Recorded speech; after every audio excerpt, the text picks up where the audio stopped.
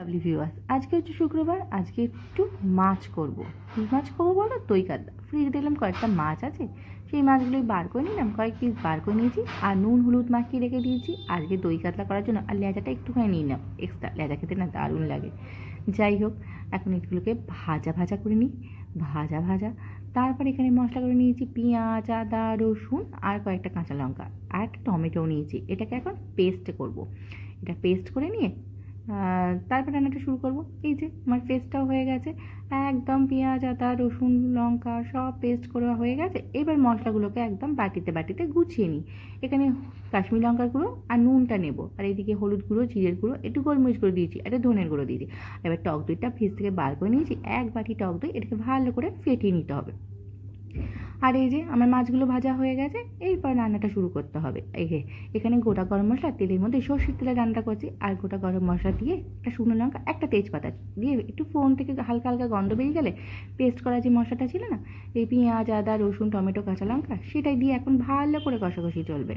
তারপর এর মধ্যে দিয়ে দিলাম একটু কাশ্মীরি লঙ্কার গুঁড়ো। কাশ্মীরি লঙ্কাটা দিয়ে একটু কালার আসে, বেশ কালারটা বেশ দেখতে দারুণ লাগছে না? তারপর এখানে হলুদ গুঁড়ো, জিরের গুঁড়ো, গোলমরিচ গুঁড়ো, ধনের গুঁড়ো একটুখানি জলে ওই মিক্সি জারের যে এটা ছিল সেটা থেকে একটু জল দিয়ে একটুখানি গুলিয়ে নিলাম। এখন মশলাটা ঢেলে দিলাম, এখন ভালো করে কষাকষি চলবে। এইদিকে দইটাকে ফাটিয়ে দিচ্ছি, আর চামচটা দেখো পুরো কালার হয়ে গেছে, দইটা একটু কালারই হয়ে গেছে। যাই হোক, এখন দইটা ঢেলে দেবো। আর এই যে এখন মশলাটা ভালো করে কষাকষি চলছে অনেকক্ষণ, তারপর দইটা দিয়ে দিলাম।